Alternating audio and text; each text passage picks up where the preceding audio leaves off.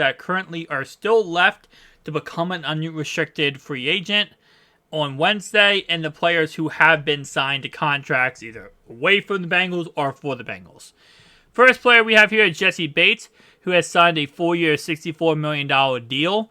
Obviously, this was not surprising, although I was not expecting him to get $24 million in the first year of this contract.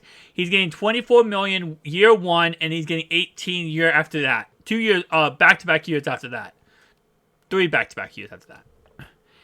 That's crazy, man. That's absolutely crazy, and I'll be honest with you, I don't think Cincy could have even came within half of that money. I think Cincy was looking at him possibly at like 14 or 15 mil a year, and they were not going to be able to pay that ridiculous price tag. So, you know what? Good for him going out there and getting his money and, doing him, but there was no way in heck that Cincy was going to pay that.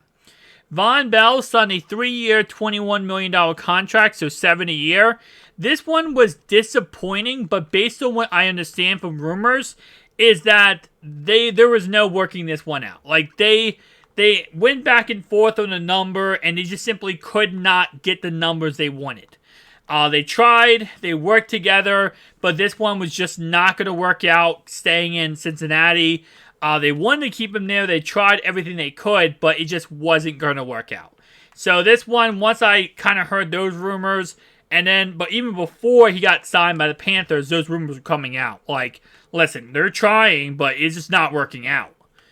Then obviously, yeah. I don't think they really tried too hard with Bates. I really don't think they did. I think they kind of talked to Bates, said, hey, Bates, where your head at? And then he kind of just said, hey, listen, Atlanta's interested in me. They're going to give me good money. What's your offer? And then they probably said, okay, you know what? Let's go take Atlanta and have a good day. Vaughn, they actually truly tried for. And they just didn't work out, which kind of does suck. Jermaine Pratt got re-signed. That's a huge W for the Cincinnati Bengals. I've been saying this since October last season that he was going to get re-signed with the Bengals, and I 1,000% confirmed that as the season went on, because Jermaine Pratt, in my opinion, obviously, yes, he wants to do more when it comes to third down linebacker. He wants to play as much as humanly possible. Those type of things can be corrected. Those type of things can be, made true. But this guy is a monster, okay? This guy is an absolute animal for you guys. And in loose defense, he works so freaking well. And I know, yes, you could have let him go and then either sign somebody else, or you could have let Akeem Gaithers take over and become the role, the starter. But in all honesty, I just feel like the best person for the job was Jermaine Pratt. And I just didn't see any way possible you guys would move on from him. So getting him for $7 million a year was actually a lot cheaper than I thought. I was projecting him out at a contract around $9.5 a year. I was also projecting out Von Bell at $6.5. So actually kind of very similar to what the Von Bell contract I was actually correct on, but obviously not with you guys re-signing. So the players who have still not been re-signed and as of Wednesday could be re-signed. Well, until Wednesday could be re-signed. Tight end Hayden Hurst. Still has not worked out a contract with him. I know a lot of Bengals fans are upset from free agency so far. You got to keep in mind, guys, that they just re-signed re-signed Jermaine Pratt, right? That's big money. They tried to give Von Bell a contract. That's big money. They still have to do T. Higgins and Joe Burrow's extension. And they might be looking at Logan Wilson too. So you gotta put money aside. So if you think of their cap room as let's say their cap room right now is 34 mil, after signing, actually I can pull up their cap room real fast. Let's just go to over the cap. Yeah, let's just look up the Bengals cap room after what happened today. After the Jermaine Pratt. They got 29 mil after Jermaine Pratt's contract. So you got to keep that in mind now that if they got, let me make sure. Yeah. He's on the thing, I think. Yeah, he is right here. Okay. So got to keep in mind now that after he got that contract, he's now. They only have $29 million left. And let's say they would have gotten Von Bell too, right? Let's say they would have gotten Von Bell. I believe. Where's Von Bell in here? Oh, wait. Do they have Von Bell already signed, but they don't have Hang on.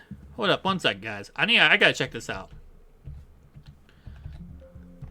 So they don't have Bell in here because he got signed by the Panthers, but they have Jesse Bates. I don't know why they have Jesse Bates, because he did just get signed too. This website's very up to date with things. That's why I like this website.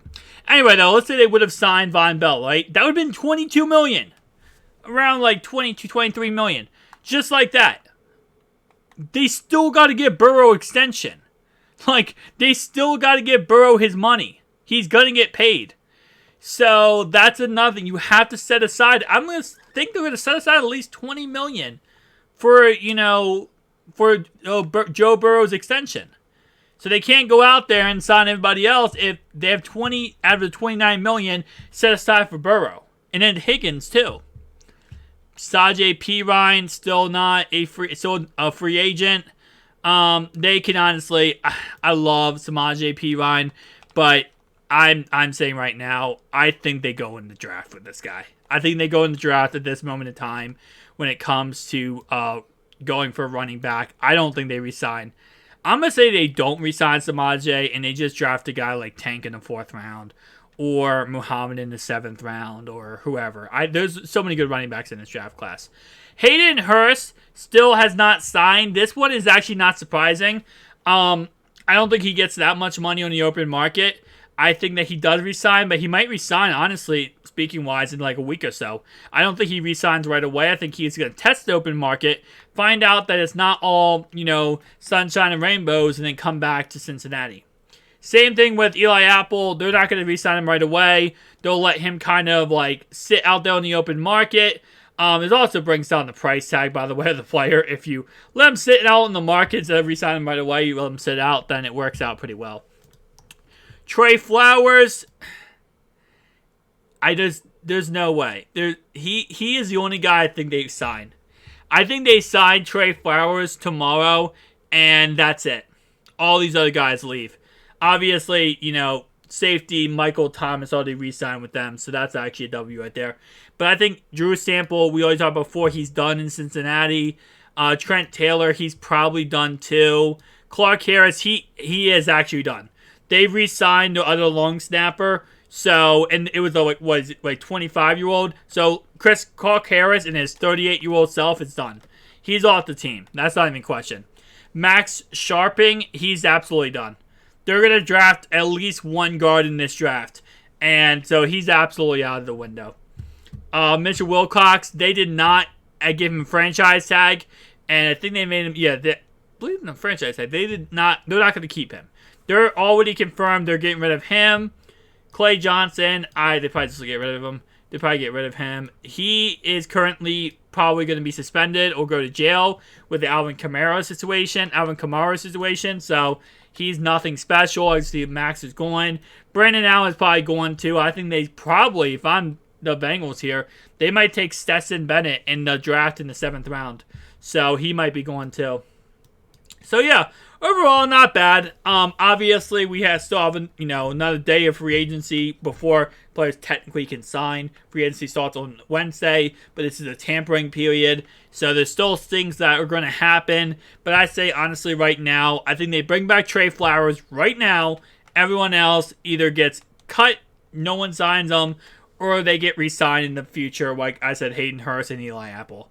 I think they do possibly they come back, but they come back in the distant future. Guys, tell me down below your thoughts and opinions, and I'll see you guys in the next one. Peace out.